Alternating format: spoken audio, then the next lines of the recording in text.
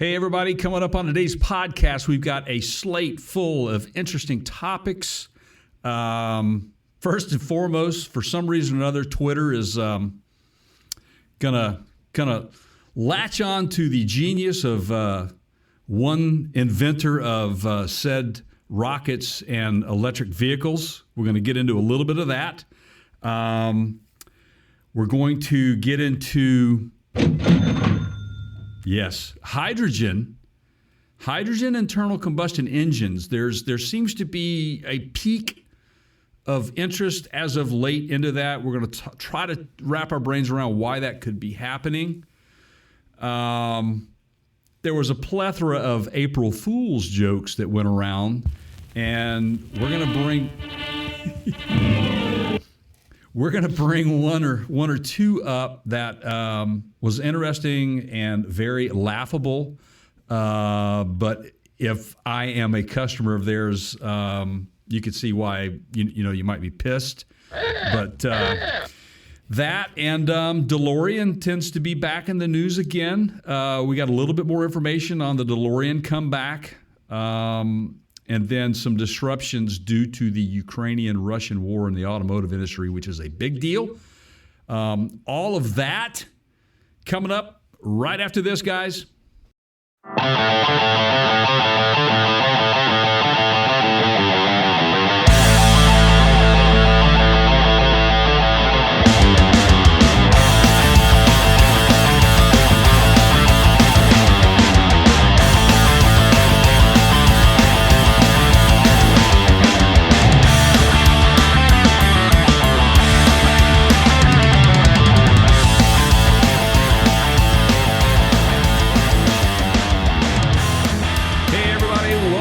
Podcast. I am Jay, and that is my co-host Keith over there. How are you doing today, Keith?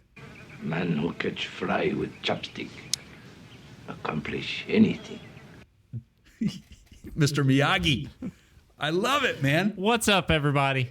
Whew. It's good to have the soundboard back. Absence makes the heart grow fonder, man. I've had plenty of time to think about what I could do when I get my sound drops back. Okay. Makes the fart smell what? Fonder. Man, I think I could do an entire segment with nothing but my soundboard. Stephen Hawking style. Just me and some buttons. Coming up, this is episode 118, by the way, guys. And for those of you who are just joining us and are not subscribed, thank you for joining us. Make sure you hit the subscribe button. PartsCounterGuru.com. Hit the podcast link, and you can choose your platform.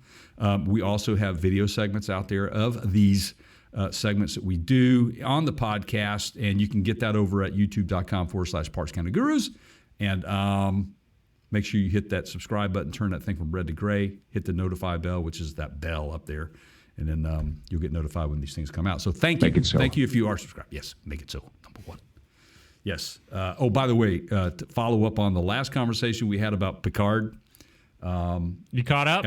Episode 4 was fantastic. I am. You are correct, sir, on the his holodeck, the investigator that he plays. Dixon Hill. Yes.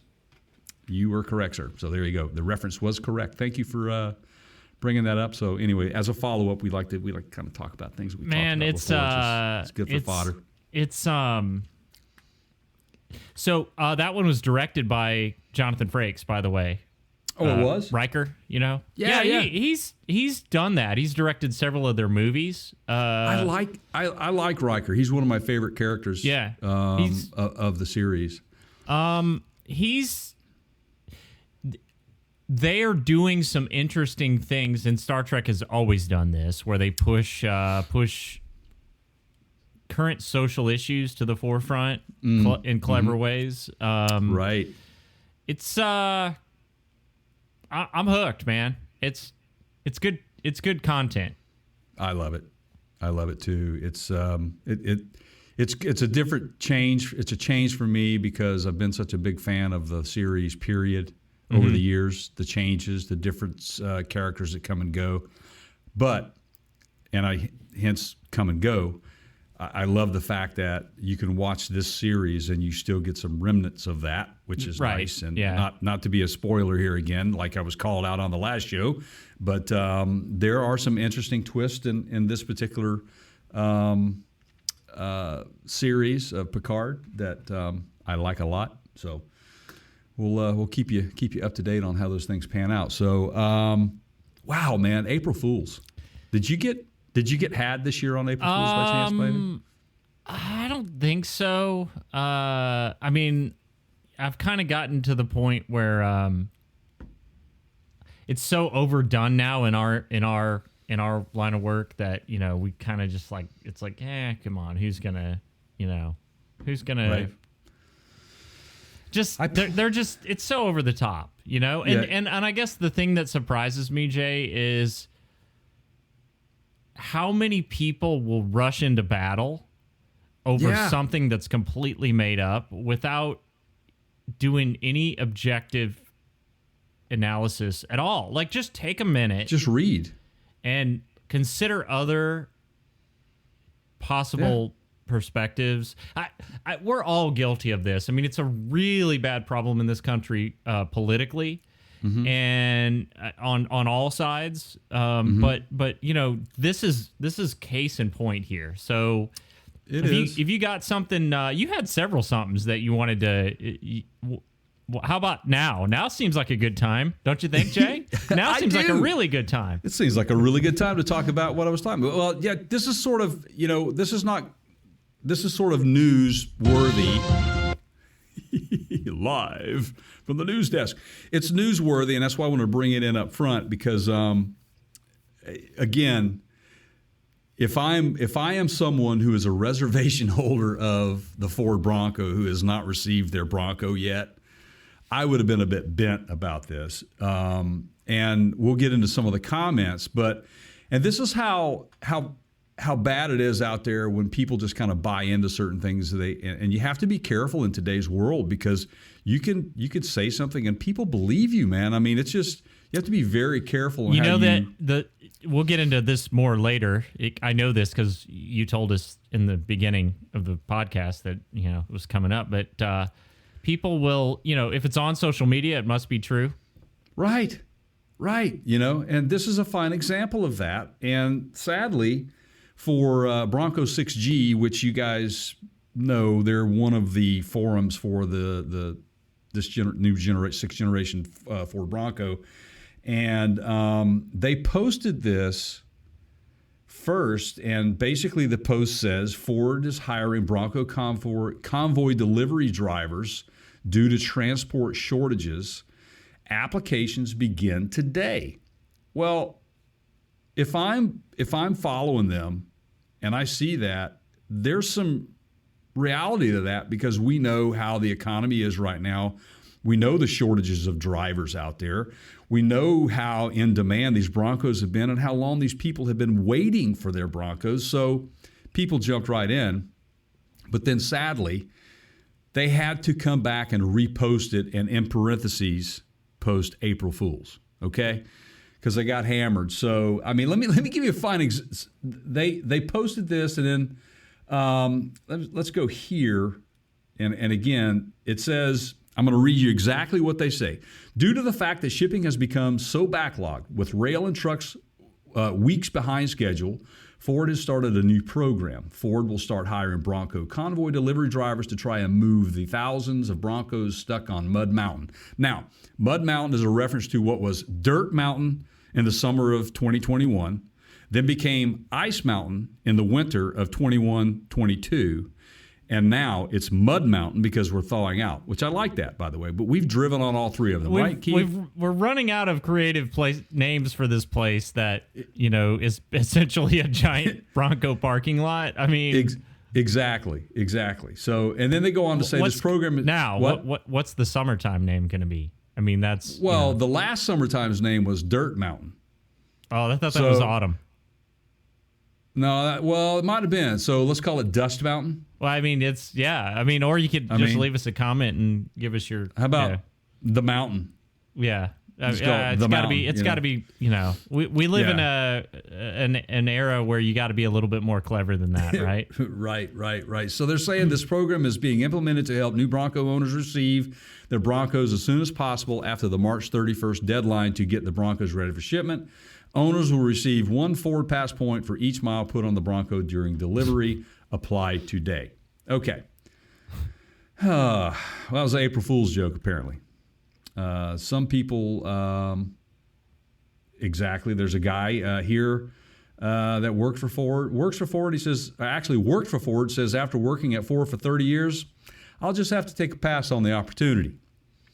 Then you got one guy asking, when mine is finished, can I just come and drive it home? Forget the transport. I'll take a $1,500 discount for shipping.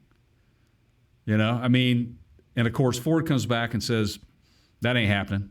They don't do that.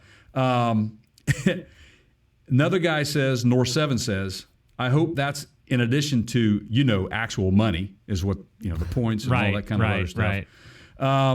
One Bronco for you, one Bronco for me. Now, here's where it gets really funny to me. I thought it was a blast to read this guy's comment. You'll get a kick out of this.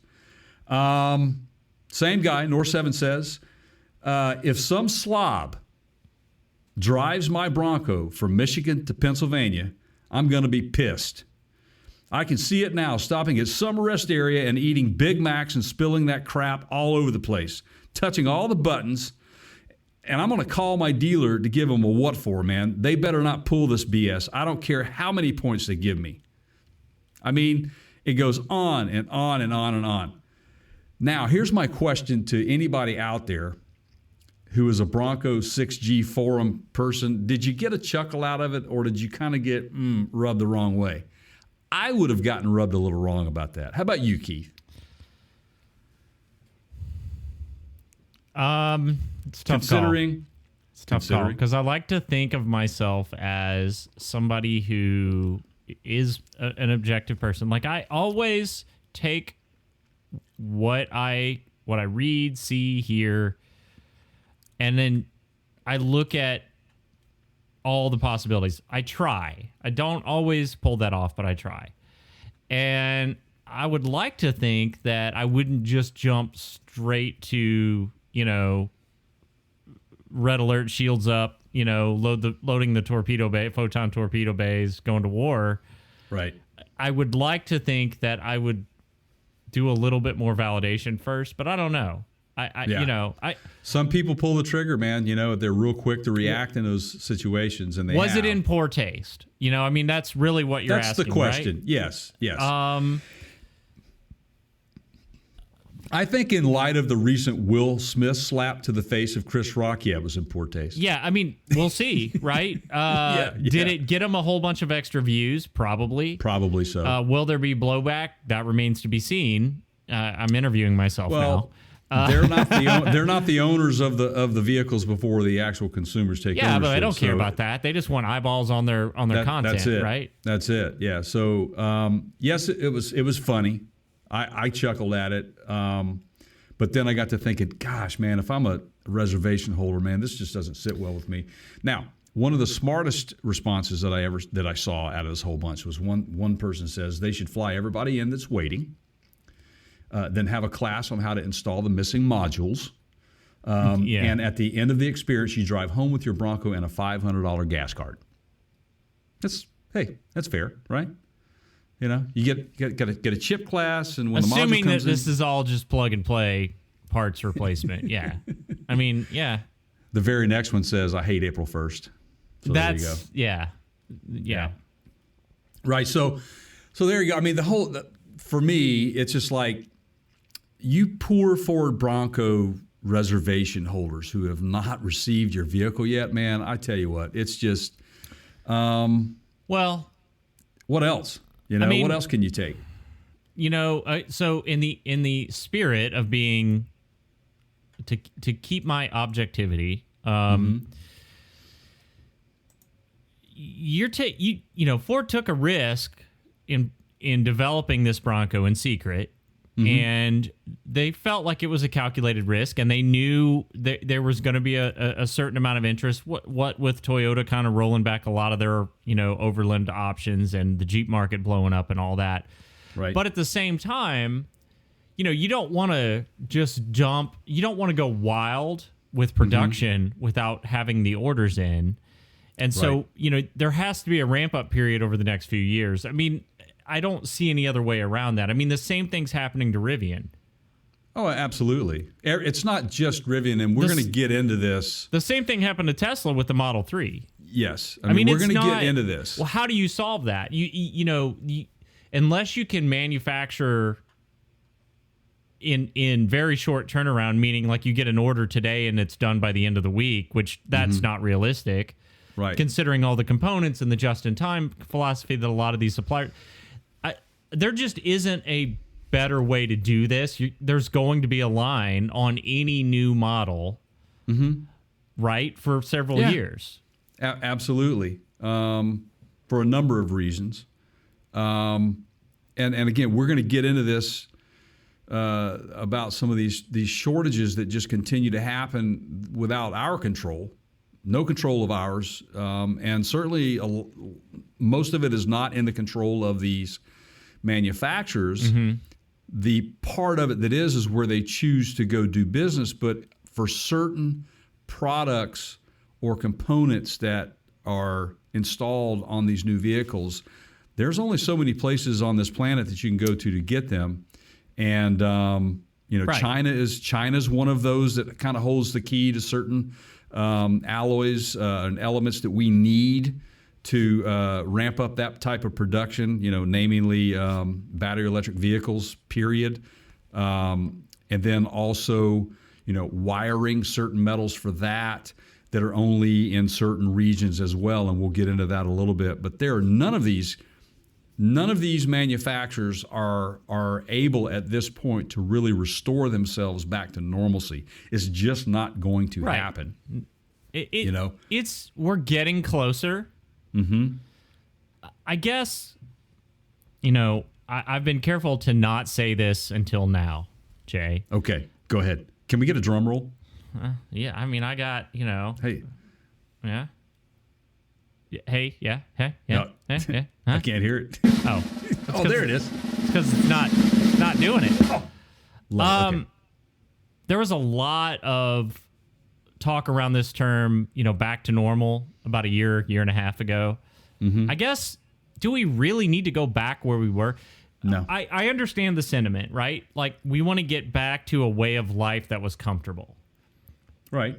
But I would argue that there are some things that we've hopefully learned that we can do better so we don't end up back where we started. So, Right. and now I understand that's an oversimplification, because really what you mean is you don't want to deal with the difficulties in things like the supply chain. I get it. Okay. But do we really, in the automotive industry, do we really want to go back to the way we were making cars 3 years ago? I would say the best answer to that, if I'm being asked a direct question and someone would ask me that, I would say you have to figure out a way to do it differently. Or cannot. the same thing will happen again. Absolutely. And Right. that's the last thing you want. If not because of a health crisis pandemic and COVID, because of Right. a war. And there's certainly Right. not any of that going on in the world right now, right? Right. Yeah, I we'll- know we're going to get we'll to that get into too. that. Yeah. But I just feel like we got to learn from this. I mean, this whole just leave me alone and let me, eat my Doritos and go back to my favorite show kind of thing. It's not going to produce any better results next time. I want better no. stuff. Don't you want better stuff? I want better Don't you guys stuff. want better stuff? Right. Let's. But you wonder how the landscape of shopping for a new vehicle. I mean, we said this 2 years ago when we started podcasting about the way these companies are bringing it. They're polling you. Hanging first. by a thread. The old Right. dealer model is hanging by a thread, and Ford Yep. knows it. And they've Yes. warned dealers time and again to walk the line. And we are gonna continue to see change in that process. Absolutely, we will. And unfortunately, there's going to be people that are going to, not like it, but unfortunately, it has to change. Either you prepare for change, or you're just going to sit over the corner and sulk and just be pissed all the time. Well, because I mean, it's going to it's inevitable to some extent, right? I mean, the whole Absolutely HD TV thing. Remember when we switched from analog over the air like television signal to HD and digital? Had to get signal? a whole new box. It sucked, man. It was so poorly planned out, and it was complete chaotic. All right, so but now. Yeah, I mean the picture quality, if you can get it's better. I mean, that's just one example. There's been a lot of change, right? So, I guess if you're anti-technology, change is inevitable to some extent, whether you want to or not. The big elephant in the room in this case is the trend to electrification, and there's people that aren't happy about that, and I get it, right? That's right. I don't think you're going to be able to stop that train.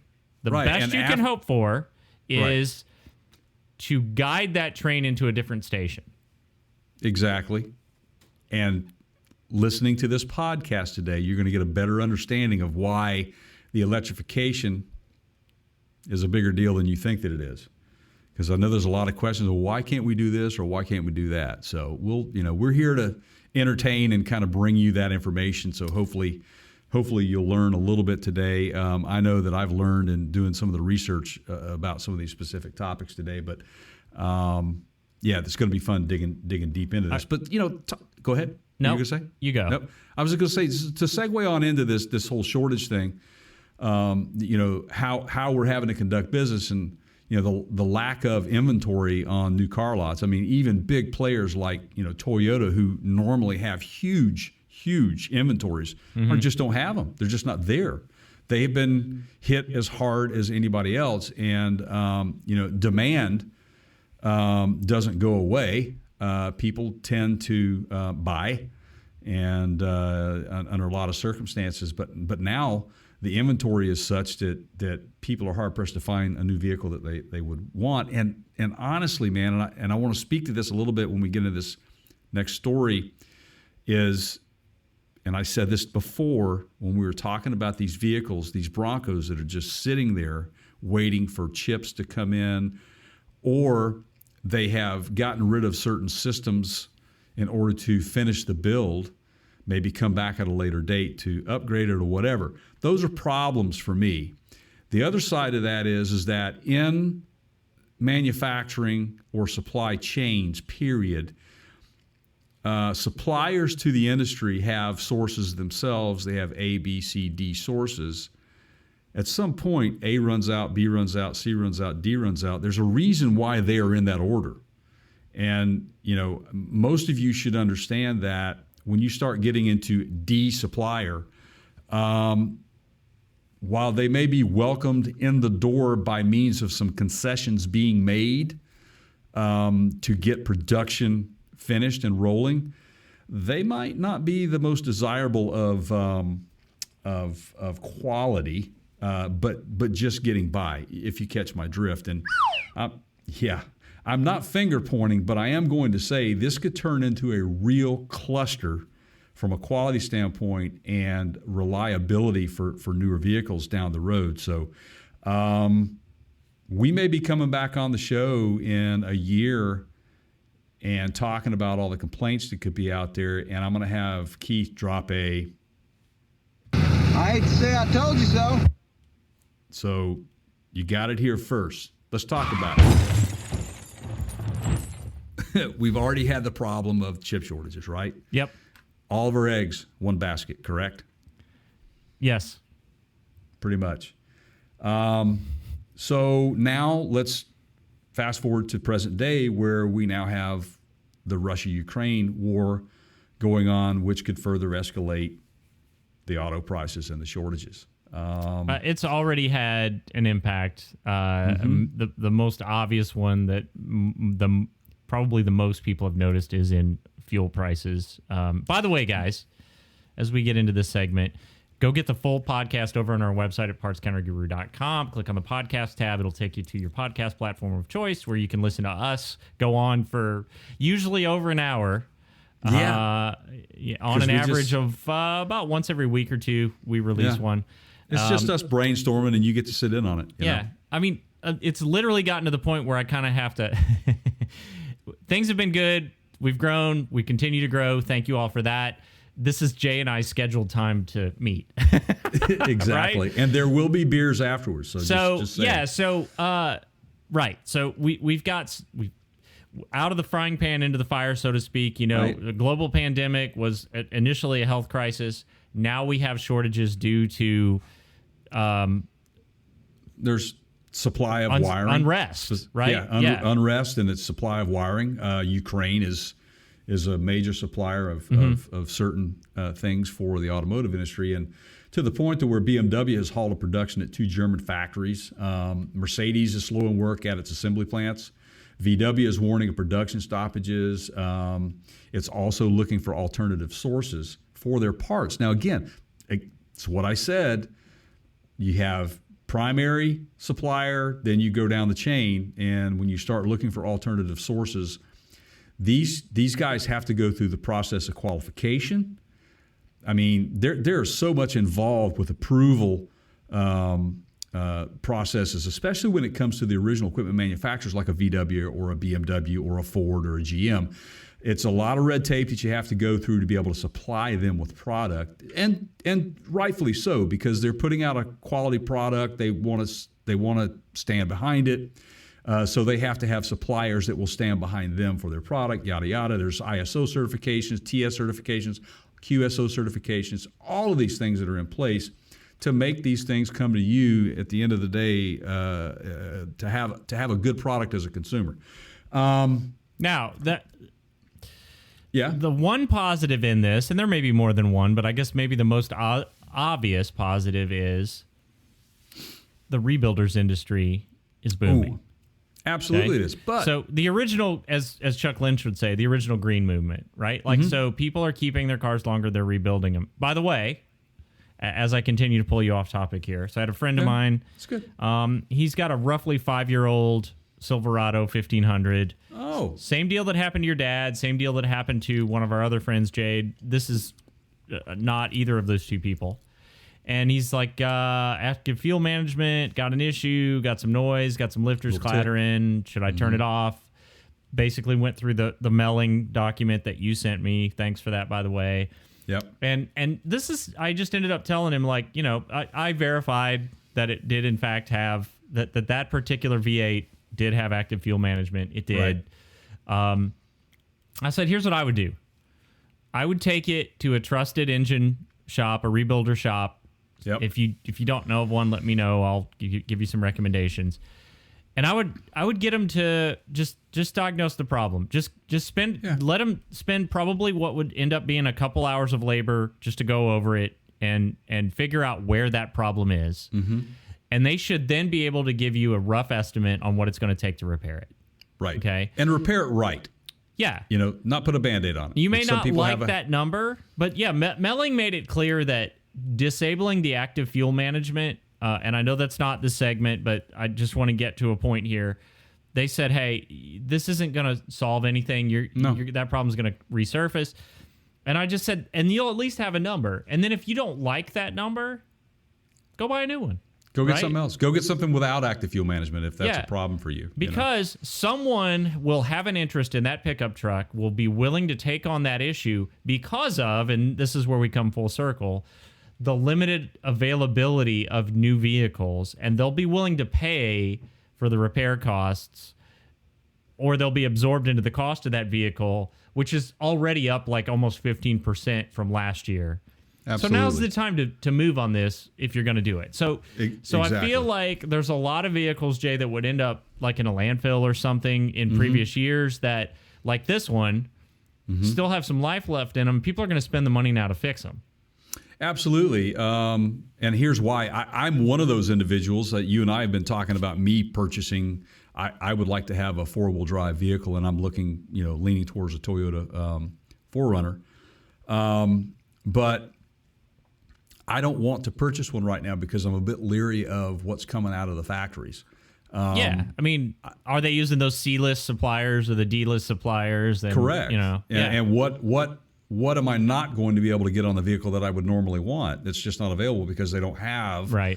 The ability to put that on the vehicle. So I'm going to wait until the dust settles. I would rather let's just say something happened.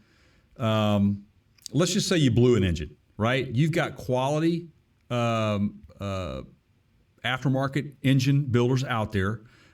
Jasper Engines and Transmission being probably one of the leading in the industry. There is another one that's out there called LKQ. There was I don't know if ATK is still around, but those are just a few of the top names that come to my mind that are quality built product. So take this. So you don't have to run out and buy a new vehicle if you drop an engine or whatever. Let's just say, for argument's sake, that the repair cost to drop an engine is, say, $6,000 to $8,000. I would probably be more in tune to go that direction because I know I'm going to get at least another 5 to 6 years out of it for sure, because I've already gotten 10 out of it with the original engine anyway. So why not just dump it in that for the short term? It's a nice way to keep you in transportation until you can buy something that really appeals to you.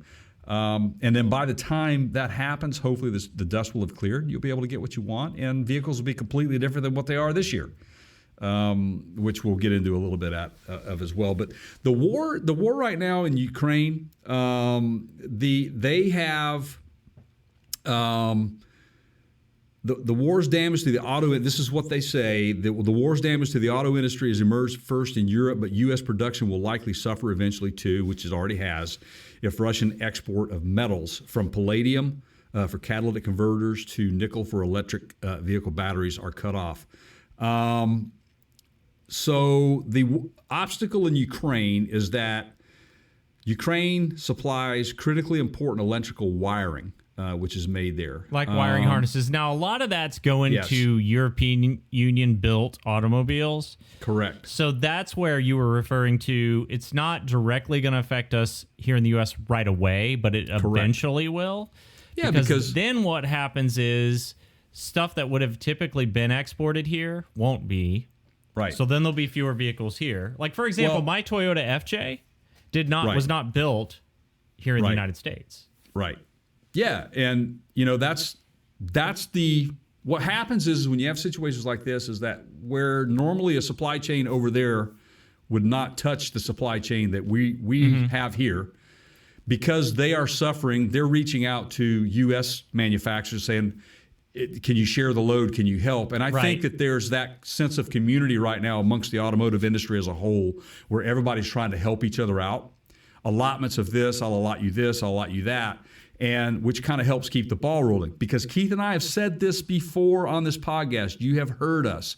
As the auto industry goes, so does our economy.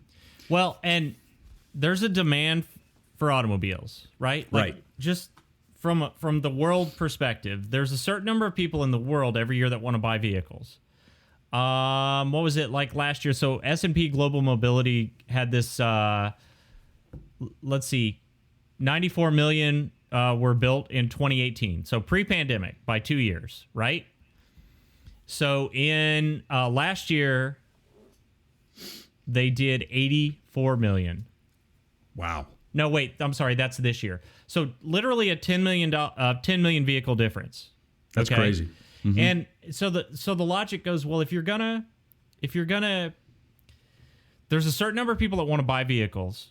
Right. They have to get them somewhere. So if they can't get them new, then they go into the used market, which is why the used market pricing has gone up. Yep. This is all kind of moving shells around on the table. It's got to come from somewhere, right? That's right. So again, back to your point, if enough vehicles aren't for sale in Europe, then somebody's going to go looking for those somewhere else. Right.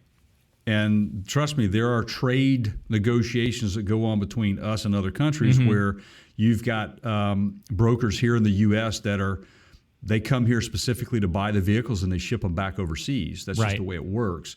Happens a lot going through into South America, Central America as well, down into Mexico. That's a big deal. Canada, not so much. Kind of a different animal, I think. I think due to, and you got to understand some of this They stuff have is going to they have square wheels on their cars. I know this Yeah. from watching South Park. Okay. Right, Yeah. right, exactly. Yeah, well, the other thing too is some of these countries do not have near as strict emission regulations in place as the aforementioned, which is Canada and us. So just keep that in mind. But yes, and the one thing that I have noticed, Keith, speaking of the used car market with this going on, I've noticed several of these car lots around here that are full of used cars, but they're like 1, 2, 3-year-old vehicles. Mm-hmm. So if I am in the need for a newer vehicle, I have to have one. Right now may not be a bad time to get one that's more within your price range on a used price, but just keep in mind you're going to be paying 10 to 15, in some cases 30% more. Here's what's going to happen. So you get the people like we were just talking about that have a full-blown engine, or like my friend that, with the active fuel management issue. And they're looking at some people, not all, but some people look at this and go, okay, well, it's $6,000 to drop the engine and put a new one in, or $7,000 or $8,000. Right. That's a lot of money. I don't have that kind of cash on hand. If I'm going to be making a payment, like if I'm going to have to put that on a credit card, if I'm going to be making a payment, I would rather be making one payment and just have it be on a new vehicle, and then maintenance is included. I've got a warranty. I'm not paying for anything. And they'll go that route. And that's then why those cars that are 2 or 3 years old end up on the lot that you're talking about, because somebody will buy them and they can absorb that repair cost into the already inflated used car price. Right. Absolutely, man. It's a tricky and slippery slope that we're on right now with this whole used car and new vehicle market right now. It is... do your homework, people. That's the best I can tell you, is to please do your homework, because you could end up getting screwed royally if you do not. Anyway, in a nutshell, shortages have led to so many problems for automakers right now. We are just getting the tip of the iceberg here with the problems, and I'm going to go out on a limb and say that we're probably 2 years to potentially 3 years away from getting to a point to where it is manageable for the automakers. And why that is you throw in before COVID, and of course the Ukraine-Russian war going on right now, there was that big surge in electric vehicle pushing. So everybody put, again, eggs in one basket, and they've promised these vehicles out. Rivian's been suffering with it. Ford's been suffering with it. They're all suffering with it. So just be aware of all that, guys. Be patient. And if you are going to buy used, I think going certified used is probably one of your best avenues to take, because sometimes in most cases it will come with a warranty. So that's my advice on that particular subject. So there you go. Wow. How did we get there? Well, it's about saving the future of humanity, right? That's what we do, Keith. That's what we do. So your buddy. I knew that. I knew it. Okay, yeah. You want to talk about him? Let's talk about him. Why right. is this important? First of all, why is this important? Why is this important? You talking about Elon? I am. Nobody talks about. No, I'm kidding. Hey, my wife got me a bottle of Elon Musk for men. I've just always wanted to do that. It's stupid, isn't it? Yeah. I'm sure you're not the first. Yeah. Yeah. Well, definitely a personality. Definitely polarizing. We've established all these things previously on the program. If you're not aware of smoking weed on the Joe Rogan program, that which we speak. Yep. Make sure hosting you subscribe. SNL. Yeah. Yep. Did an okay job there on SNL. So, rockets into space, the whole deal, right? Got space-based internet now. So, not without a share of problems. No. So, also very active on Twitter. Like, very much so, honestly, yes. that's the place. If you want to hear anything about Tesla, like, Twitter's probably the best place to go. And he's super active. And he's done some cool things there, like Right. With the Ukraine crisis. And, I remember a few years back and we had some weather issues and some hurricanes, and he was able to, communicate to people on Twitter and tell them that they've unlocked extra range in their vehicles. Elon's been invited to join the board. Yeah. Actually, he's already been, I think he's accepted. So he's been appointed to the board of directors at Twitter.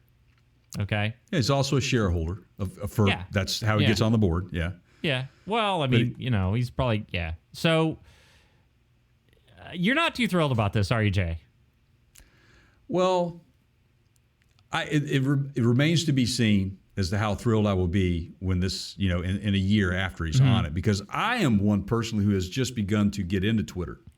Yeah, it's my favorite. I've said before also on the show, it's my favorite. If I'm going to go to any social media outlet, it's the one that I prefer because you can go straight to the source. And, if I want to hear from Elon Musk, I go read his tweets. If I want to hear from the White House, I go read the official White House tweets. If I want to hear from, whoever it is, right? General Motors, I go to I read their, we have access to a lot of press releases from the automotive industry companies because that's where we work and live, and that's what we do. Rivian, RJ Scarn, CEO, He's on RJ Twitter. Scarn, he is like heavy on Twitter. Joe Consumer, if you're not in the industry, Twitter's a great source for it. But you said something to me, and I don't disagree with you, where you feel like, let's just take Facebook for an example, right? Right. Before Facebook went public, it was a pretty different animal. And I hate to break it to you, ladies and gentlemen, like if you've been under a rock lately, I don't know how you wouldn't know this, but Facebook sucks. Like it's just awful. sucks.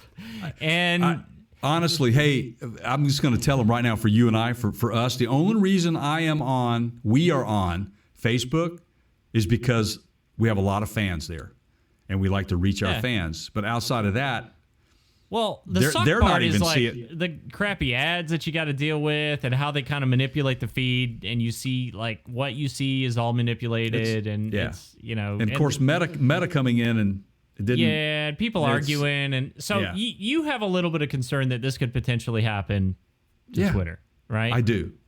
Okay. I have a lot of concern there, and I kind of like it the way that it is because it's more of a no BS adult type forum, if you will. Yeah. And I like that. It draws for good conversation. I mean, the bottom line, man, is that it's people, journalists, politicians, actors, just celebrities, period. Yeah. People that we normally wouldn't see that personal side of them, you get to see it on the official Twitter accounts. Yeah. And some of them I kind of wish they wouldn't show me that. But this is true. Right? This is true. I've seen a few questionable things since being on there, but but for Elon, their whole point was bringing him in is that they felt like that he could help massage this, improve on a few things. Now he did already come out and say, the edit function, we should, because he came out and said basically in his tweet that we're going to make, I'm on the board, I'm going to suggest significant changes to the platform. And that's what really got me cringing. Is like, okay, what significant changes are you talking about? I mean, are they looking to monetize now? And how's this going to happen? It's funny you should ask that. So this is going to all come back to a cyclical theme in this podcast, by the way. If you're watching this on YouTube, hit our website at partscounterguru.com. You can find the podcast there. You get the whole thing. All right? The whole enchilada. Now I'm hungry. I'll have one of those and a burrito, please. Twitter has struggled for a while to figure out their path because, unfortunately, or fortunately, depending on how you stand on this, they are a for-profit business, and they are trying to make money. Right. And they've got to find ways to do that. And it's very expensive to run a global communication platform like Twitter. It takes massive amounts of data, hardware, data centers, communication networks. It ain't easy. And then you got to deal with the policing of inappropriate activities on said platform. Right. And Twitter, has tried some things in the past. I mean, I remember when Leo Laporte was a big force behind Twitter. He's a famous guy in the tech industry, Jay. And they did Periscope. And Periscope was kind of the first version of live streaming. Yep. And it was a good idea. And look, like, it's a big deal now. Like, we live stream. YouTube does live streaming. We have versions of that in Facebook and all these other places. It's definitely a popular thing. But Periscope never took off because it kind of didn't know how to position it, right? Right. And so you're in this predicament here where Twitter's got to do something. If they don't, they're just not going to be profitable. And so how do you make it profitable but make it not suck, right? And that's what you're worried about. Yes. And but I think that Elon, sorry, excuse me for butting in on that, but I think that Elon, the brilliance of his business, how he's been able to come out and sell as many all electric vehicles, put rockets into space, I think that if you're going to bring someone in that understands how to go out there and get followers and bring people in in droves, he's a guy that could give you a lot of ideas on how to do that. But there were some things that were written in Bloomberg about it, and it was their opinion that said that Twitter's functionality has always been kind of kludgy. And I get that. Search, editing, sharing tools, they have improved at a painfully slow pace. It hasn't served the company's users or investors very well. Twitter still hasn't fully figured out how to manage advertising and marketing on the platform either. Musk could bring fresh thinking to these problems. I mean, look, so and this is the thing that my wife and I talk about is she'll go, did you see this person tweeted this thing? And I'm like, what? She goes, yeah, just go check their Twitter feed. And it's I always get bit by this. Like, Twitter will post, if you go to a specific Twitter profile, user profile, right, it's not always chronological. Like, you'll get a couple things that they posted today, and then there might be like a pinned tweet, or the pinned tweet might be first, and it might be from a month ago. And then there's some other stuff, and then the stuff that they did 3 days ago is actually down underneath the stuff that maybe happened 5 days ago. It gets weird, right? So I can see that point. I got some bad news for you, though, Jay. And I think you already know this, and this is probably why you had the inclination. I'm going to get a chance for the good news first or bad news first. I don't know that there is. I think it's going to change. It's inevitable. I don't think it's it's going to be. It's inevitable. This is just what we were talking about with the EV movement, right? It's going. Right. It has to happen. Yeah. If they're not going to stay stagnant, if they do, they'll go under. True. And they know that. I agree with that. And so I think there's change coming. I think it's probably some of it might be good, some of it might suck, and that's the thing that you're worried about, right? Sort of selling your soul to the devil. Because let's be honest, we all like watching a YouTube video. By the way, youtube.com/Parts Counter Gurus. Make sure you hit the subscribe button. Change it from red to gray. And then in the first 5 minutes in, and you're watching some like ad for like battle warships, right? Like, I mean, that's what I came to YouTube for, right? Like, yeah, exactly. Yeah, I want to watch that. Yeah, or some sort of toe fungus stuff or something. Yeah, I mean, yeah, right. But that, I mean, I get it. What's the old saying, Keith? If it sounds too good to be true, right? Yeah. It ain't really free. No such thing in nature as a free lunch. Correct. Right? As Dr. Drew always says. And the bottom line is that, and we've talked about certain business models in the past where, like when I was a kid growing up, teenager, there was a speaker company that they claimed to have they gave a lifetime warranty on it, and they claimed that it was built so good that you'd never have to worry about it. Well, that's the case. It was so good that they basically drove themselves out of business. There was no return business because they built it. So the business model was not conducive for return business. And in order to be successful in business, you have to have a return customer. You have to keep people coming back and wanting to come back. And if not, somebody else is going to step in, and they're going to create that need. And then next thing you know, you slip away. And that is exactly why Facebook and then you have the Instagram. They came together with Instagram, and now you have Meta taking them both over. And that platform, both of those platforms, they change so much till I'm not even really sure if I remember how it worked yesterday, because you wake up every day and it's some sort of new function going on or something. And that, again, that's my fear with Twitter, is that you won't get some of the candidness that you used to get or are getting now, which I like. But where do you cross the line with that too, Keith? Is like, because they've pulled some accounts down for things that were said. Is that overstepping their boundaries? But as a company, as someone who runs the company, do they have the right to do that? I mean, this is the guy ahead of Twitter right now is new, right? Because was it Daugherty or Daughtry or whatever? Yeah, it's been whatever his name. Yeah, there's been some transitions, and for a lot of good reasons. And I think that was due to a lot of friction between he and some politicians over the last, say, 3-4 years, and that he pretty much was forced out of there for a lot of things. But yeah, and again, a lot of this has to do with growing. It's a publicly traded company. You have to show return on your investment. Shareholders are the customers. Like, what are you going to do for those shareholders? Now, I will say, and I'm gonna take issue with this guy from Bloomberg. I'll give you his name in a minute. But I'm holding a spot on the page here that I want to read a quote from what the article. So I'm reading the article that was in Bloomberg about Elon joining the board, and this is the kind of stuff, Jay, that I was talking about when we started the program, and I said, people read. We were talking about April Fool's jokes and how many people just read stuff, and and I'm gonna take a pretty bold stance here. So this guy, let me just read this paragraph. It's short, you guys. I'm gonna make a point here.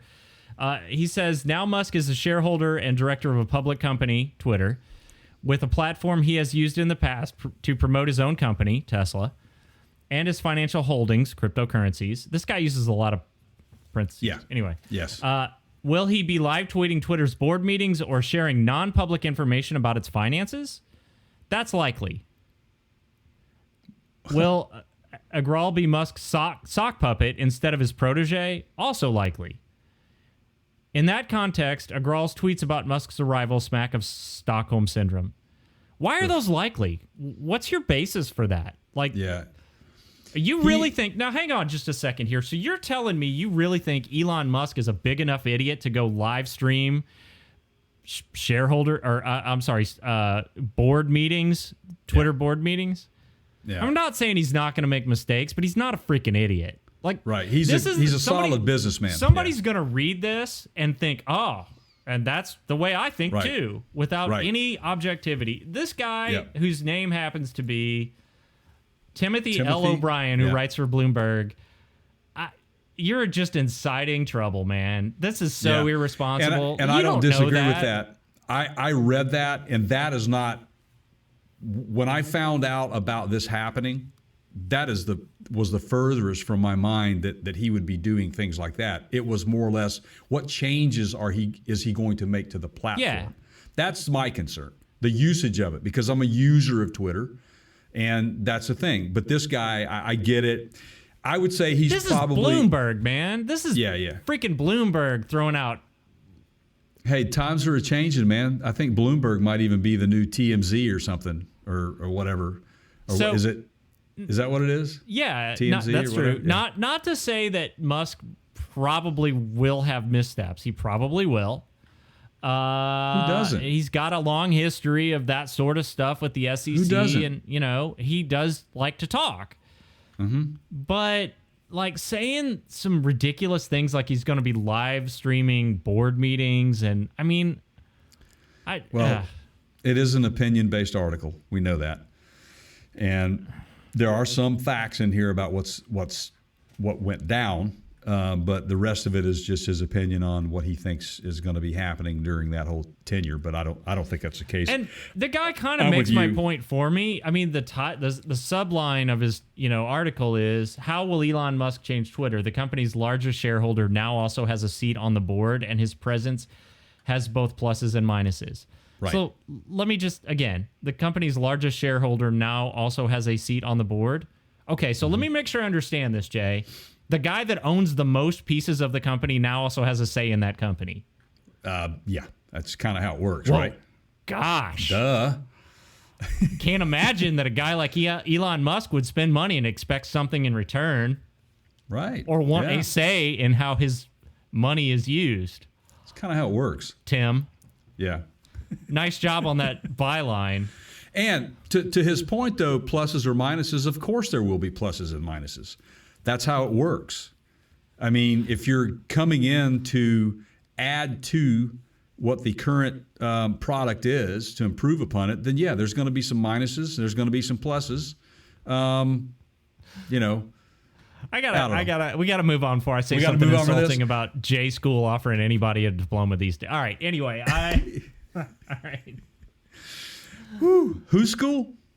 School of Journalism, J School. Oh, J School. Oh, see, that's a new term. Yeah, I went to a university that happened to have one of the most prominent J schools in the country at the time, and I gotcha. Yeah. So I'm not a journalist per se. So I don't live and breathe that lifestyle. yeah. I kind of consider myself more of a researcher and discuss on. So you deal in facts, not entertainment. I tried to deal in facts. It's getting harder and harder when you tell our audience that. Yeah. It's getting harder and harder with these types of things. You know, Keith and I researched this stuff, and I have been okey doked a couple of times on some stories. Yeah. And Keith has gone, dude, did you read this? I'm like, yeah. Okay, but this is. I'm like, oh man, went right over my head.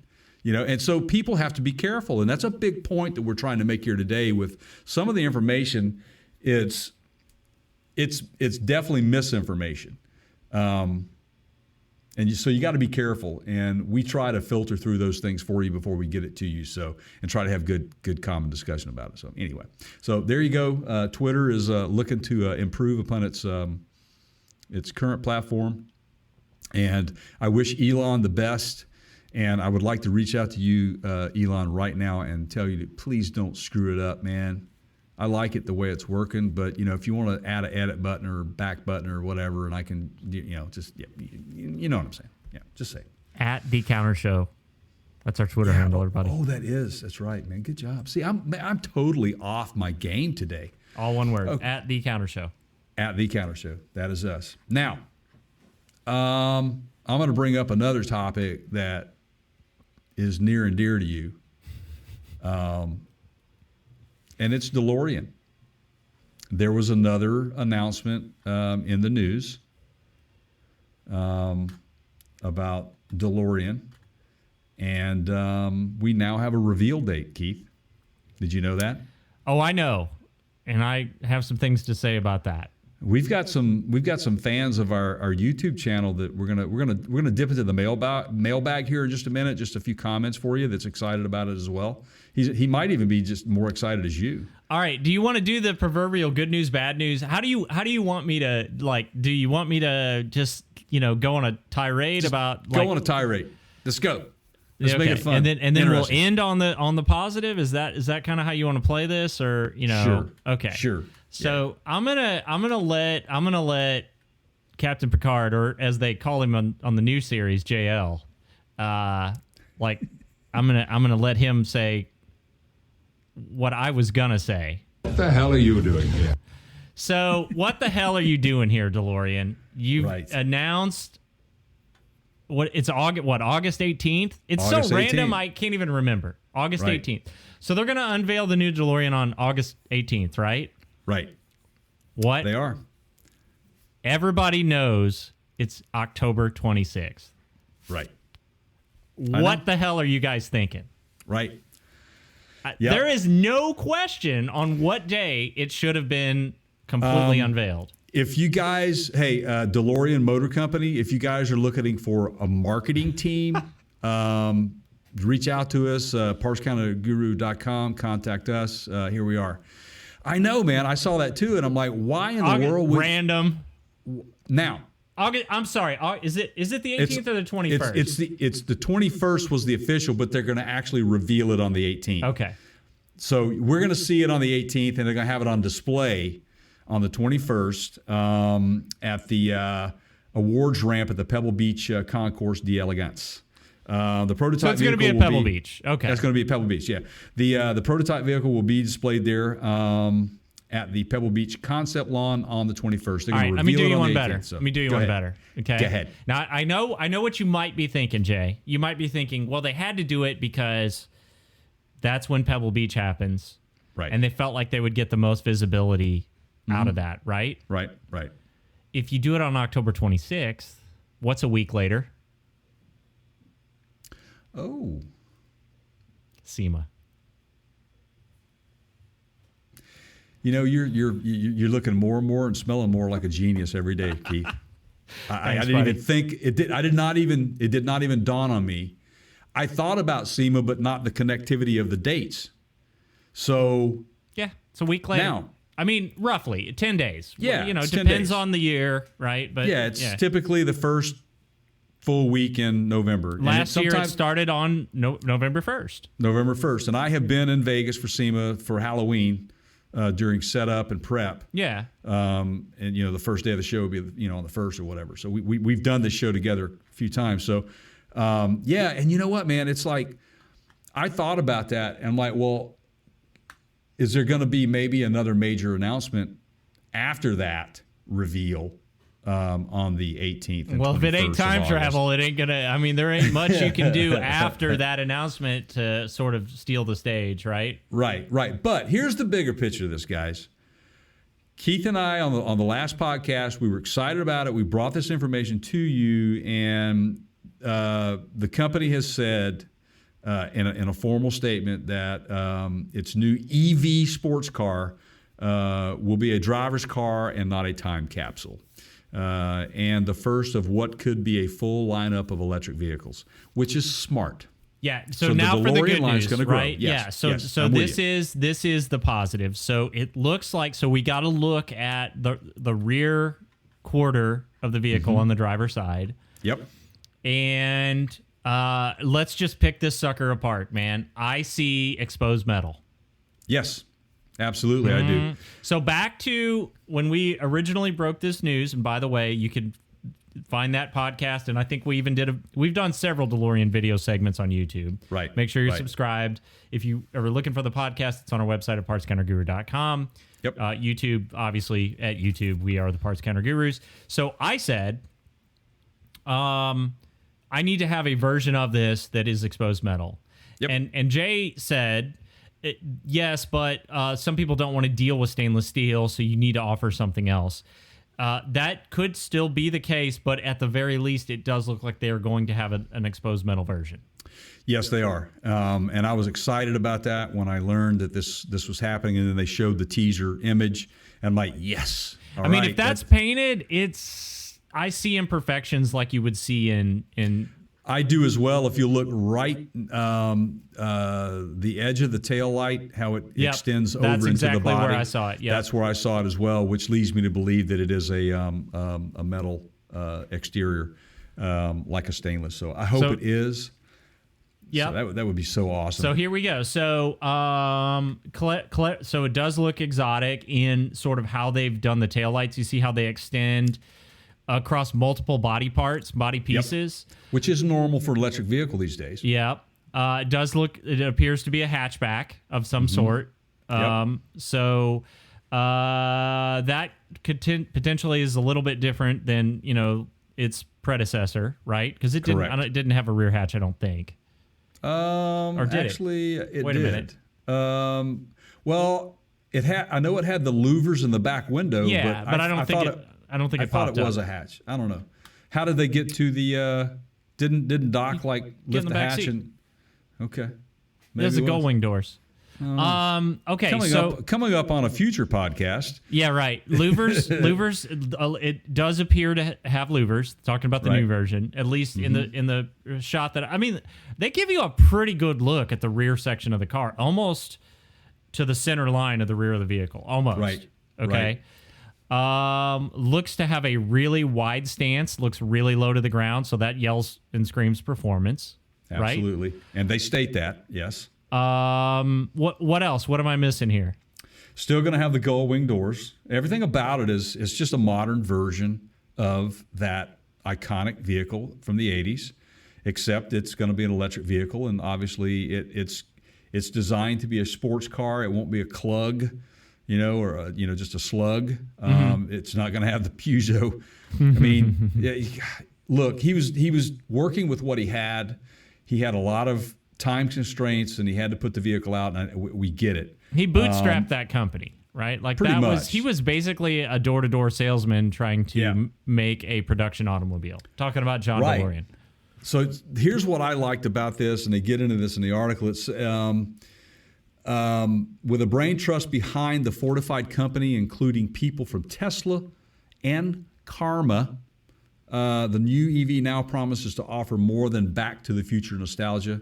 And they go on to say, will this be what DeLorean needs to relaunch? My opinion, yeah. Yeah. So You're you doing it had right. suggested previously that they would be wise to lean on some of these existing EV manufacturers for their platform knowledge, and it looks like that Absolutely. is happening. Yeah, it's the way it is the way to get it done. If you try to do it all yourself, especially with a company that has struggled over the years to find their identity again, not a whole lot of financial backing. I think they just became incorporated. And they're not public yet, as far as I know. I Have you would heard watch anything on that closely, and we've talked about that because I think it's coming, and I this is the same thing we just talked about with Twitter. It's going to be an expensive endeavor for them to shoulder on their own. I don't see how they can pull this off. Right. If Rivian, I mean, Rivian had to do it early. Can I read a comment from someone on this particular Yeah, go article for I thought it. was kind of funny? So we Yeah. got one guy, and his name is TX Lake Dude, Texas Lake Dude, Yeah. whatever. He goes, haha, bet they will become the new Volkswagen. Car for the masses. Tesla won't do it. Too busy sticking their noses in everybody's business nowadays, it seems. Bored billionaires are far worse than COVID and the plague. Oh, Hey. my God. This is not a car for the masses, and they've not. repeatedly said that directly. This is a VIP vehicle, man. This is somewhat. Look, I'm sitting across from a VIP right now who I hope owns one of these, and he and I can go on that cross country race. What is it that starts in New York City all the way to? Well, obviously the Cannonball Run was Cannonball based Run? on it, but it's I forget. It's the name of the garage that they start in Right, which I forget. New York. Anyway, yeah, I'm terrible. So Where's our that guy's where's our not reading team? details, man. I mean, he's like No. all you got to do is directly go to the tweet, go to the horse's mouth. DeLorean is telling you it's Yeah. a VIP car. This is not going to be, dude. What rock have you like? Right. And by the Yeah. way, back to the rear. Technically, it wasn't. We're both right. The engine was back there. It was their. It was a It's hatch, but it was the engine hatch. You couldn't Right. access the vehicle from that back section. Yeah, just right. like a Pontiac Fiero or Yeah. any of those. How dare you? Yeah. Well, bring that was a Fiero into the same conversation as that was a DeLorean. bad. I mean, You got know any more what? interesting tweets that I can make fun of? Yeah, as bad as that car was, Keith. People love that thing, man. Oh, I That know. Fiero. Well, There it are was so it many was the people poor that- man's Trans Am or whatever. Well, right? when it was not catching fire, or overheating, or Yeah. it was not too bad, But yeah, let's see if we got another one. Well, here's a guy who says they're going to make only one for Back to the Future Part 5. I think they should make 2 just in case the first one fails to disappear before hitting a building. Okay, dude, Come crack on. pipe down. Right. Whatever you might want to hit the the devil's lettuce a little less. They're not going to make another Back to the Future. Everyone that was involved they've repeatedly said it ain't happening. Zemeckis owns the rights to it. He's said no. It's not over his dead body, and even then, he's taken steps to make sure it doesn't happen. Right. It ain't happening. It ain't wanna happening. hear- It ain't happening. You want to hear the funniest one? And this Sure. is great. And for those of you who know the history of DeLorean Motor Company and John DeLorean, you'll love this. This guy's handle here is Elon's Backdoor Musk. He says, I can't wait to hear this. He goes, I heard its driving modes will be eco, normal, sport, and blow. All right, that is clever, dude. That's a good one. That's I an love it. intelligent. Yeah. If you're gonna have some fun, make it an educated. Yeah, Right. I like it. And yeah. we all know the reference there, and we get it. And poor John DeLorean. But, man, he was a visionary when it came to that. And it was a great, iconic car, and it's only a shame that he didn't really reap the rewards, so to speak, of what's going to be happening now. So he's dead. He Did he died. pass Yeah, away? he died a couple decades ago. Yeah. Wow. Man, oh man, oh man. Well, good luck, DeLorean. We'll be on this, you guys. I yes. am. If I can get down to Pebble Beach, I gotta say this carefully because my other people might hear me in the family, and I can't. Probably gonna pre-order one, and so you guys just make sure you hit the subscribe button. As more information becomes available, you can be sure that I will be on top of it. Jay and I. we will be doing that live. Keith will order one. Wait a minute, Keith will order. Well, they can't hear you. It's all right. Okay. That's why I got the cans on. Oh right? yeah. Oh, that's right. Yes. See. And we've established. Well, she's gonna hear us after she she doesn't listens listen to the to it. podcast. You're fine. Yeah, she does. I've seen the comments. She does. She doesn't like you very much either. I'm telling you. She's. What? You guys. Sounds like you two are having some conversations without me being involved. Oh no! It's all over the public, man. You need to read. Them Is that on posts, man. Twitter? It's on a tweet. When I'm tweetering, she's tweetering. So, wow. Since we kind of dug in deep there and we talked a little bit about, some of the comments made, about the new DeLorean coming out, I've got a little, I've got a little mailbag action coming up. Oh, mailbag? Can we do some mailbag? Ooh. Live. I can throw a Biff in there to mix it up. What are you looking at, butthead? I love it. I love it. So as you guys know, Keith and I, Keep going. we have this occasional need to give deep into our mailbag. And these are comments from our YouTube channel on specific videos that we might post. And if sometimes you can leave us we have an Ask Us a Question tab on our website where you can literally send us your thoughts directly from you to us. Right. That's over on our website at partscounterguru.com. Just click on the Ask Us a Question tab and dispatch with your thoughts. Absolutely. So we're going to start, since we were just, discussing DeLorean. You can go to our YouTube page, which is youtube.com/partscountergurus, and you can watch this video about the new DeLorean EV. Is what we called it an EV before they officially called it an EV, by the way. Can I have a... Where's Bert? I hate to say I told you so. I hate it when I'm right. But I loved what his response was to this. He just simply says, finally. And I had to check to see, is this like one of your aliases? But I don't think it is. DeLorean Baker is the handle here. He goes, finally. And then in another comment, he goes, not a human living more excited about this than me. I might take issue with you on that, but exactly, and that's where I was going with that. But I share your enthusiasm. Exactly, man. Exactly. So in another mailbag post here, we talked several times about the new U.S. Postal Service truck that gets like a half a mile better mileage per gallon. Yeah, it's not an EV, not super emission friendly, and it happens to be built by a government contractor, a military contractor called Oshkosh. Yeah.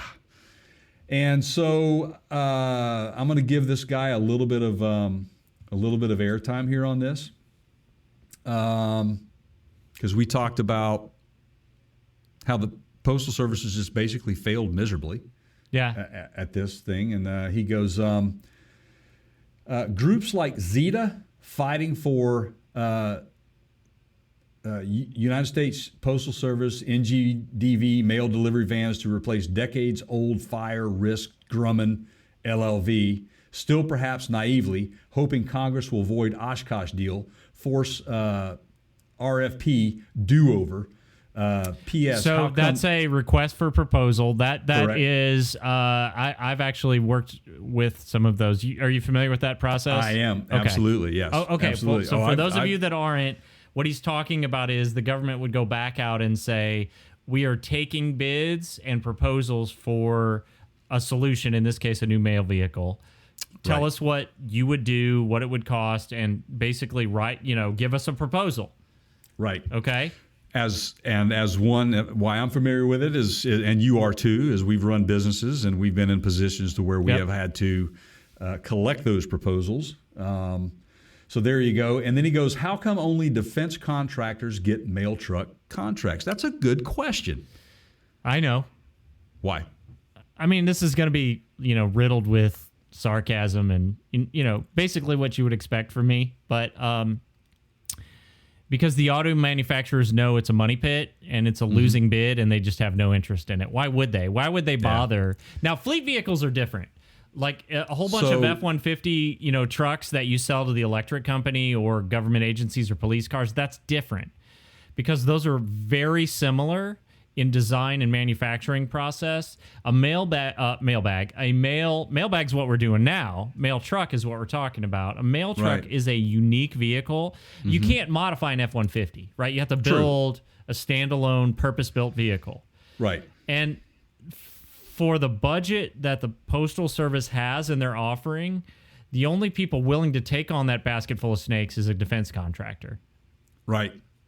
Yeah, I get that. But it's kind of funny though. I mean, where, That your a Fords, non-automotive manufacturer is the only one willing to build right. an I automobile. mean, yeah. how many times do we have to fall flat on our face here? I mean, think about it. Something's gotta why- change. Okay, so I'm Ford, and I don't want to bid on that contract because it's really not a win situation for Yeah. me. Well, let's just give it to another government contractor because, the government tends to kind of fail, and so does the other. You see where I'm going with this? Yeah. It's just, It's a sad Wow. situation, man. It is a very sad situation. And the thing that drives me crazy that we've said before on previous segments about that vehicle is we just continually keep doing the same thing. We keep writing checks to the Postal Service. They keep losing money. And then we come back here every year or two and go, we got to do it again, guys. We got to do it all over again. We got to do it over again. We got to do it again. Right. It's freaking Groundhog Day. It is, man. Like, can we please really is. learn to change something? Right. Exactly. It's like the new Hummer EV, for example. The technology that's in that thing, I would have sworn that, GM would have been just pulled over and said, hey, this thing is quiet. It's got a lot of technology. Geez, our guys might be able to use this. Yeah. I thought it might be a big hit. That remains to be seen. It could. It could, yes. And usually how those go, Jay, is, somebody will sort of unofficially start using it in the application and it'll catch Yeah. on and then people will start asking for it. Right. And that's where that could go. Right. And by the way, that was Doug Grinbergs who commented on our. Sounds on our, like Doug has some either I think he's family been or around. some postal I experience. think he's been yeah. around. He knows what he's talking about. So appreciate your comment there, guy. Now, we all like to go to the story that happens to be the gift that just keeps on giving, and that would be the video that we did on Knight Rider and Kit coming back to the big screen possibly. Yeah. And we asked everybody, well, what would you want it to be? So Jason Kaleo says to us, there were some guys that created a package for the new Camaros and converted into a Trans Am, so that would be the way to go. Besides, they need extra stunt cars going. Exotic wouldn't be good and too pricey. Well, that's a fair for those point. stunt cars to get damaged and wrecked. Yes, yeah, they do absolutely right. have to use a lot. They have to build a lot of Yep. extra vehicles. However, Jason, I'm gonna disagree with you because a lot of those stunt vehicles aren't full vehicles. It's just a shell, right? Yeah, they're shells. Yeah, Like that's not really let's say you're using a Ferrari as a stunt car. Like it's usually not even really a Ferrari engine, and like the powertrain, none of that. The drivetrain could even be a kit. Could even be a kit. Yeah, a mock-up it's just kit. a body sitting on top of it. So True. it's so the logic that it's going to cost as much as a brand new like Ferrari, it isn't necessarily true because those are purpose-built stunt cars. There you go, man. Ooh, You know, learn something new every day, right? Bugatti, if you use a Bugatti in the movie and you have to have 7 of them, there's probably only one that's an actual Bugatti. Right. Yeah, You know, I get it. I mean, fair point, Jason. Fair point. I'm not gonna offer an opinion on what I want to see Kit as yet. I think I'll make everybody wait another 6 months. I could go with the, you do have and I've seen the conversions to the Trans Ams in the new Camaro Yeah. body style. And it looks pretty good, and all it is a front clip, rear clip where they've put the rear tails in the front, the front end that looks like the old school Trans Am. They paint it black and they throw the Phoenix on the hood, and it's all good. Put some T-tops on it. It looks great. I've seen it. It was actually I was at a performance racing industry show in Orlando. This is when it was back in Orlando many years ago, and it was right after the Camaro came back. Yeah, the car that almost wasn't, right? Correct. They had 2 versions of that. One was they had converted into the Trans Am, but another one that they had converted into a replica Judge GTO. Looked pretty good. It was a modern version of that. So, wow. So that's it for the mailbag today, guys. Unless, of course, Keith, you have something. I would take that as a no. Keith has nothing to add to the stories today. So thank you once again for listening to Mailbag. He's dead, Jim. Yeah, I love it. I love you got your sound drops back, man. Yeah, man. I absolutely love it, man. Okay, so where are we going now, Keith? Dealer's choice. Where are we going? I mean, there's one we could just avoid completely, or just dive. Let's what save, do you want to talk? Let's save that one. Let's save the one you're thinking about for next time, because I feel like we may not have the time we need to get into it. Okay, well then you lead off, sir. Well, no, that's not fair. You just did back to me what I did to you, and now I'm just going to turn around and do it. Just pick something. Go where you want to go. Well, I just know that it's going to take a lot of conversation, but let's talk about it. Hydrogen. Okay. How much time you got? Until we finish this conversation. Yes. And we're not talking Gravity. Not by John Mayer. We're talking hydrogen. Yeah, okay. Wow, John Mayer reference. Yeah. Okay. Actually, he was just out this way, man, and some family went to see John Mayer. Said he was fantastic. Okay, so we're going to talk a little bit about hydrogen internal combustion engines and why. That's my big question. And I don't know if you guys had seen some of the recent news, but Ford has patented a hydrogen-fueled combustion engine. And when I started reading this, I was trying to scratch my head on why they would do this. And then I have later some thoughts on that. Yep. And later days, after that particular article came out, someone else got a hold of that information and said, could a future Mustang run on hydrogen?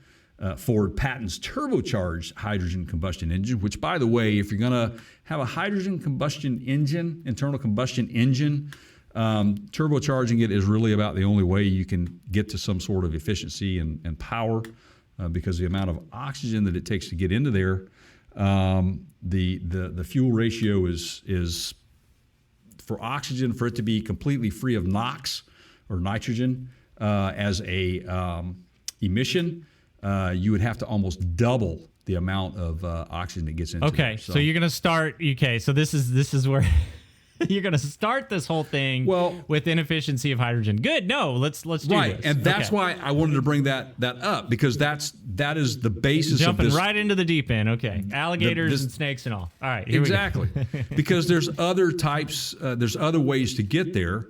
But I'm just scratching my head, and the reason why is because Toyota and Yamaha did the same thing back earlier in the year or last year. It was a while back. Yeah.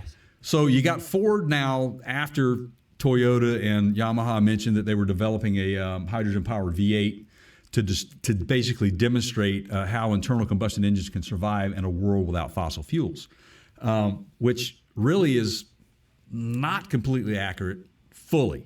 And when we talk about a world free of fossil fuels, that would mean from wheel or from well to wheel. All right, That means but they from mean ground yeah, out. but okay, fair point. But they mean like the engine.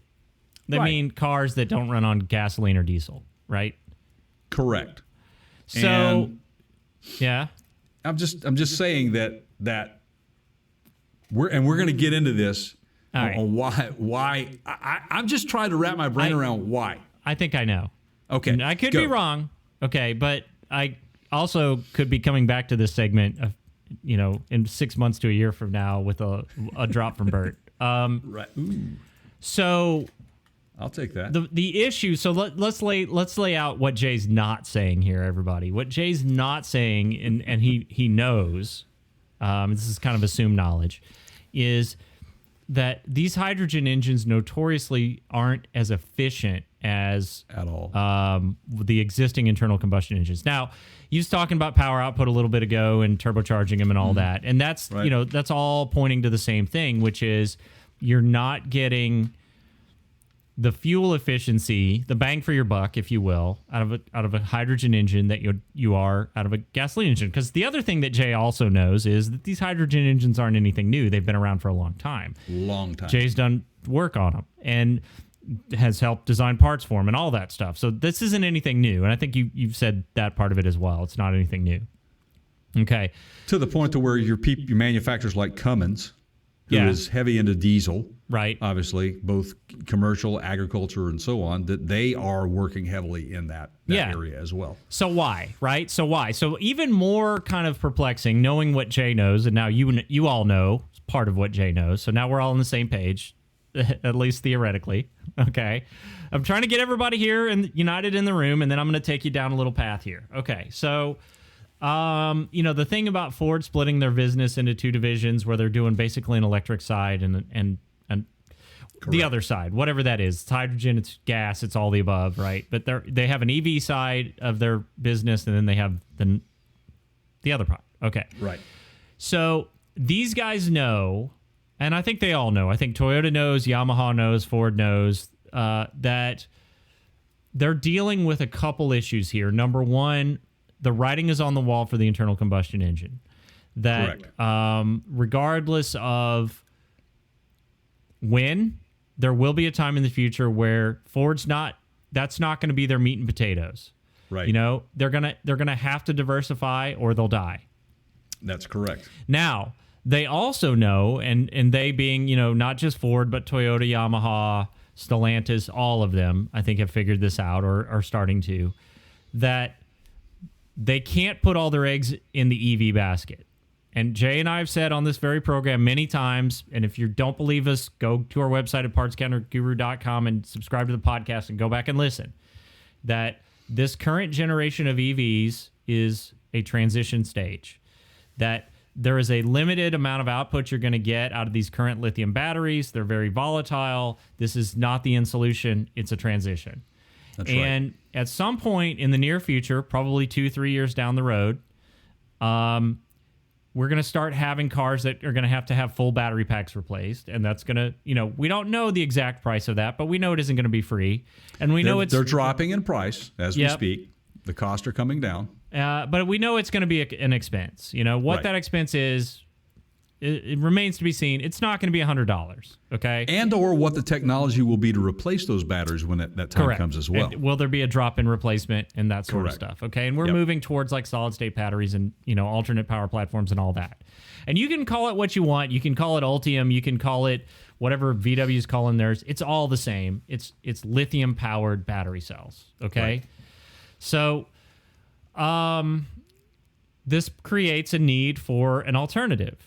Right. And even though the hydrogen solution isn't there today, meaning it doesn't have the power output, that it's not as efficient, all those things, it's definitely not as efficient from the power source to the wheel, to the tire, as an EV.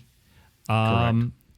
But what about if we dump some R&D into this and see where we can get it in the next 5 years? Because there hasn't really been a concerted effort to move forward with hydrogen on a large scale, right? Hydrogen internal combustion engine. Right. Not Right, the fuel sorry. cell. The fuels, let's make sorry. sure that people Yep. understand the difference between that and a fuel cell. Yep. Yeah. Hydrogen combustion engine. Well, the ones that produce pure water as their Correct. Yeah. Okay. Right. So I think that Ford says, Toyota says, Yamaha, all these, they say, let's see where this takes us, because if it's not this, we've got to start from scratch, and we already have a starting point here, and we think we can make it better.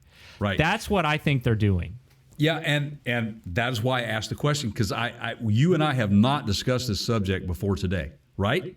Let's just throw that out there to our listeners. In terms of like, what the hell is Ford thinking with the Right, exactly, exactly. Yeah, as Picard would say, what here? What the hell are you doing here? What the hell are you doing? What the hell are you love it. doing here? What the There's hell so are you many doing different. here, man? Yeah, what are you doing here? Right. No, we have And not.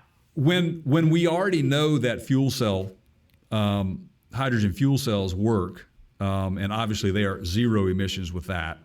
This will not be. But we have said in the past on this very podcast, and thank you again for listening to our podcast. It's partscounterguru.com/podcast links, or just hit the podcast links on the main page when you get there if you're subscribed. Thank you. If you're not, please subscribe. We have said that technology of today will not be the same technology of tomorrow. Performance applications may not look like a real thing for us to have in our lives right now, but typically if you pay attention to what's going on in the performance industry, those technologies will have a tendency to kind of get over into Trickle the down. consumers. Trickle Yeah. down, exactly. I think that's kind of what you're actually seeing here. Is there's been a lot of experimentation, like Keith said, with Toyota. Ford's done it. I have a list of. There is a list of. Where's that at? I wanted to give it. List of. I don't have it, but I will give it. But Ford's been dabbling in this for years, decades. Toyota, all of them have been. Yeah. But again, they haven't been able to quite figure out how to crack that. Well, they've cracked the nut, but the bigger problem you have is, for example, when you are in a liquid hydrogen form, it has to have a tank to be in. Those things are huge. They're thick. They're expensive. They're heavy in order to store that, which you just don't have the luxury of having in a vehicle, which adds to the inefficiency of the vehicle overall, its power, what it can do, those sorts of things. So they haven't really kind of pushed at that. The infrastructure to go refill these things, all those things are a big deal. But what I'm impressed with is that now you're seeing a major manufacturer in modern time mentioning the Ford Mustang internal combustion engine maybe being prolonged because that's what we love. If we can get this damn thing down to where it has virtually no emissions coming out of it, no NOx, and all they have to do, if they turbocharge it, they do all the right things, if they work with specific alloys to protect this, like tanks that are maybe, you're talking, 10,000 PSI amount of pressure in these things to get these things to work. There's a lot of engineering that has to be figured out, right? So much. And Now, that's why I ask, why now, right? Why now? Well, and there's another aspect to this, and this is a little bit more wishful thinking on my part, but I do think and believe that there is some truth to this. So if you look at the younger generations, like Sideshot, okay, you guys that this is one of the reasons I hate Facebook. I see all your clever memes out there that you like to post these pictures on Facebook that basically you took about 3 seconds of thinking it through, and then you click post. Of the giant holes in the earth where they're mining lithium, and you're blaming all the EVs for that. You're not wrong, but you better throw away your cell phones and laptops, because those also use lithium batteries, as does most everything else that's rechargeable these days. Okay, so knock it off with your clever memes, because that's very nearsighted. I'm not going to get into the whole, debate over how legitimate climate change and all that is. Right. But I will tell you that the younger generation basically now has recognized that we will approach a critical mass. And if you don't agree with that, if you think I'm wrong, that's fine. You'll be dead soon, and no one will believe what you think today, because they have learned to recognize that we are approaching a critical mass, and those younger generations are trying to do something about it. Not saying that the polar ice caps are going to melt. I'm not saying that, but at some point we will run out of fossil fuels. It will happen. Yeah, it will happen. We will reach a critical mass. We have to make a change. Okay, so Yes. whether you think that is a million years from now or 100 years from now, that I'm not a scientist. I don't know. Okay, that remains to be debated. I guess it's open for debate. But when I see companies like Ford doing something like this potentially addresses a step in the right direction of a cleaner product. Right. Because if they can get this whole hydrogen combustion engine figured out, it is much cleaner than even the electric battery situation that we have today. Which I would Absolutely. argue, depending on where your electricity comes from, and the fact that you've got to dispose those batteries somewhere if you don't recycle them, it's not zero emissions like they say on Right. the ad. So I see your point, EV haters. I see your point, but you need to consider that going forward in the next couple decades, we're going to have to figure something else out. Absolutely. And when you have the ability to convert a gasoline engine out there to a hydrogen internal combustion engine, Yeah. these are technologies that, again, racing technology that will trickle down to, or performance technology that will trickle down to the consumer. Wouldn't you rather, for you internal combustion engine lovers out there, wouldn't you rather have the option of you can either convert it to a hydrogen internal combustion engine, or we're going to take it out in the back and we're going to put it to rest. That's it. I mean, I think that because at some point, the government is going to say you cannot burn a gasoline engine Right. anymore. You cannot burn a diesel engine anymore.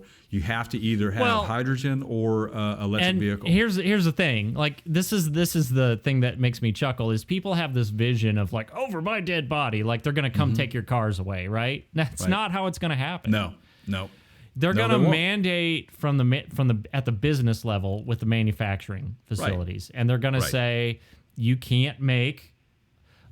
Okay, so if you think I'm crazy, let me give you proof of what I'm talking about. They came through this almost 2 decades ago now, and warned the automotive industry that they were going to start doing fleet mileage. Remember this, Right. Jay? I do remember that. And Yep. they said you got to meet a certain number. EPA did this. You have to have a certain miles per gallon in your fleet mileage, and it's going to favor heavily the higher fuel economy vehicles, like the smaller cars. Right. You can still make your big monster trucks. You can still make your delivery Right. vans, your diesel trucks, whatever. But you need to hit a certain fleet mileage, meaning every car that you make, we're going to average Right. out the total MPG. And if you don't, there'll be a severe penalty, right? Exactly. And so they mandated from the top at the manufacturing level, and that's how they will do it. That's how Right. they're going to get rid of your internal combustion engines, is they're going to limit the number of them that can be produced per year. The whole come and take it thing, they're not going to come take your cars. They're not. No. It's not No. how it works. They'll just They won't. let time take care of that for you. Yeah, I mean, and they will make it very difficult for you to put that on the road to own it. Yeah. there will be taxes or a lack of the ability to be able to even license and it they to will put it on just the count road. on the fact that over time those things will just be beyond repair, and they will Right. eventually just go away. Right. And again, when I started looking into the deeper side of this thing, and it's not uncommon for Keith and I to be on the same page on these things. I think I guess you knew where I was going with this, is that I kind of figured that you'd be on the same page, but then again, I wasn't certain. But when you look at the state of what's going on in the industry as a whole, we have to look at other alternatives. So this is the right time to be investing into R&D to get us to that next level with this, especially when there's so much factual information out there and there's so much that you can already work with. There already is in existence components that will work in these environments. It's there. We're selling them in engines now. So don't think that the technology it's there. There's just a lot of hurdles that we're going to have to get over. And by going through the R&D process, they may crack that nut that would eliminate the potential for a huge holding tank or the amount of time that it may take for you to stop at a refueling station, because those experiments have been occurring with the Toyota. Toyota's done it. Honda's done it. Honda's done it. Ford's done it. And again, I was telling you about the list of people who are involved. BMW's been working with it. Many. I mean, we have public transportation systems that use hydrogen now. I mean, absolutely they do. Yeah. But, and you think about it, and on the commercial side of things like that, this is why Cummins is involved in this. Because you look at the commercial side of it, Cummins is heavy into bus engines, what they call vocational type vehicles, where they don't require so much that performance, if you will, that, they more or less want reliability, no emissions, and they can get away with that in a vocational type vehicle like that. Or an off-road type vehicle, because they're going to be, they're going to try to phase diesel out at some point as well. So these bigger companies like your Fords, who are heavy into fleets, and like your Cummins, who are heavy into fleets, it is wise for them to be doing this. We did a segment not long ago with Toyota's side company that is working on the hydrogen fuel cell commercial delivery vehicles. Hyundai is doing the same thing in California. They've been awarded a contract in California for hydrogen fuel cell stuff. So, the fuel cell aspect of it is a no-brainer. We get that. But how do we save the combustion engine? That is the focal point here. And you got to start somewhere, right? I mean, even though in this article they state that, even though there's a patent on it, this could be a generator that could be charging the batteries. Yeah, and more than likely, boy, this is now we're stepping really far off into the theoretical world, but wouldn't be the first time that we've seen a dual component system, like with a capacitor or something that maybe the hydrogen powered engine produces power that then transitions over to an electric system, and the two are working in tandem. Nissan was playing around with that, I think. Yes. So yeah, I mean, and there you go. There's your generator. You never have to rev up the RPMs. You leave it constant, right? You keep it stable.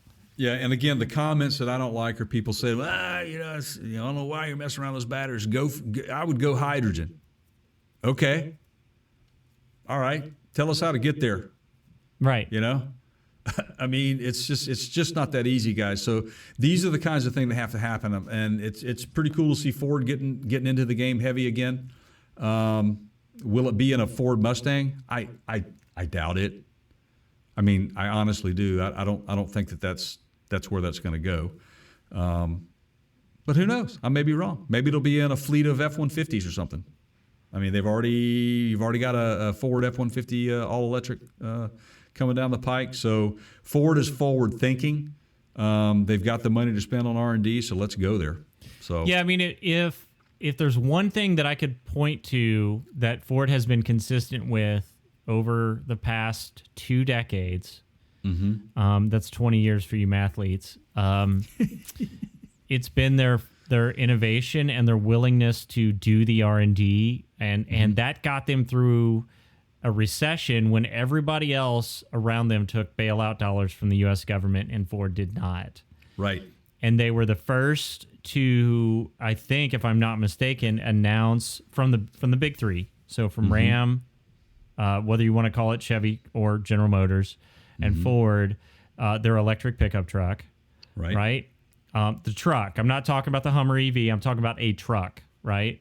Ford was first there. Ford was the first with the Mach-E in the crossover world, right? If I'm not mistaken. Yes, Chevy had their Bolt and their Volt, but those were not crossover class vehicles, if I'm not mistaken, right? Correct. Plus, they were shorter. Their first generation of those was shorter range. It was more of a Nissan Leaf type. Right. Anyway, so my point is that Ford has Bronco, all this stuff. They've pushed forward with innovation, and they're willing to spend the R&D dollars to be the leader, and that's more expensive than sitting back and waiting and reacting.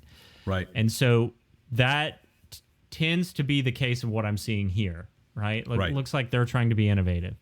Right. I see that as well. And, I like where the author of the article went on this, thinking Mustang, which makes sense because of the performance world. Could be. I mean, it's direct injection, so absolutely. It could be. Turbo, supercharged, turbocharged. I mean, there's an LS motor out there. I forget the guy's name that has one out there. Successful, I think it's supercharged. I mean, the bottom line at the end of the day is getting more in air in there to get rid of the NOx at the end of the day. And when you do that, you achieve zero emissions. So the only byproduct at that point is water. So yeah, right. It's interesting. It's an interesting topic, and I want to continue to follow this and see where it goes as well. Well, Jay, if I wanted to keep in the loop there, what would I do to know? Well, Keith, it's funny you should ask that because we have this fancy website that you can go to. It's called PartsCounterGuru.com, and once you're there, you can navigate all across that page. One particular button that is very important would be podcast links. And when you're there, you can choose any platform you want. We're out there on Spotify, Stitcher, TuneIn, Apple Podcasts, Google Podcast, you name it, we're on it. So choose your liking, subscribe. We try to put one out at least once a week, maybe sometimes every 2 weeks, but you're going to get entertained from here on, period. To infinity, man. We're going to keep doing this. So what you're basically saying, Jay, is subscribe. To infinity and beyond? Yes. Exactly. And subscribe. Make sure you subscribe. Also on our webpage, it'll take you, there's a YouTube icon up there. You can click that. If you don't click that, you just want to go right to YouTube. Go to youtube.com/Parts Counter Gurus. Hit the subscribe button. Ring the bell. Also, if you look on our website, we've got a nice Amazon banner there that if you click on that, you drop something in your basket there and you buy that, it helps us keep doing these shows, man, which I love.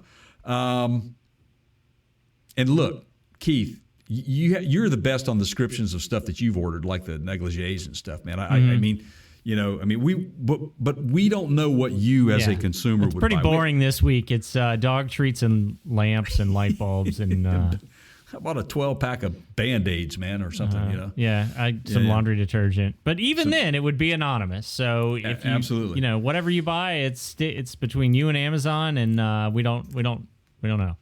And it helps us. It keeps us going. Yeah. So thank you if you've used that feature. If you haven't, you should. I know a lot of people that do, and they're impressed with the service that they get. I don't know. I mean, that's one thing that Keith and I are big into is just customer service. So the service that we provide you, just that easy click of that Amazon banner over to Amazon, they handle the rest from there, man, and they do a really good job of that. So thanks in advance for buying product through our website. Go shop for crap, everybody. Stuff. I need stuff. Wow, man. Ooh, that was a boatload of hydrogen, man.